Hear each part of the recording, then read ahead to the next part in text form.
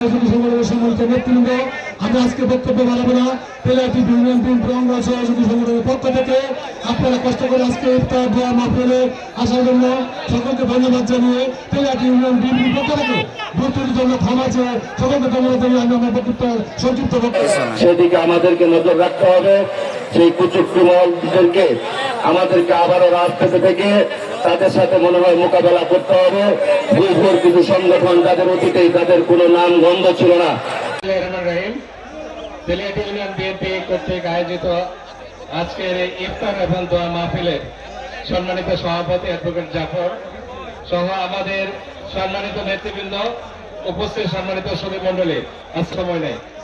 আপনারা জানেন যে দীর্ঘদিন পর আমরা তেলিয়াটিতে এই তেলিয়াটি ঈদগাহ মাঠে আমরা ইফতার প্রতিষ্ঠা হওয়া প্রয়োজন।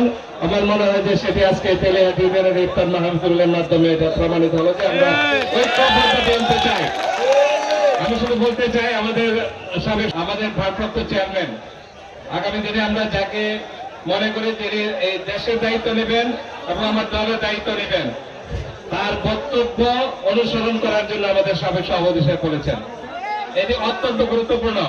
আমাদের ভারপ্রাপ্ত চেয়ারম্যান প্রতিদিন প্রতি মুহূর্তে বিভিন্ন বিষয় থেকে আমাদেরকে সতর্কভাবে কথা বলতে বলছেন এবং আমাদের সবাইকে অসুস্থ হয়ে দেশের বাইরে চিকিৎসা বিএনপির অনেক নেতা কর্মী বলেছে যারা 17 বছর সাথে যুক্ত ছিল সেই সব নেতাদেরকে আজকে যদি রাজপথে এবং এই মাঠে মোকাবেলা করা হবে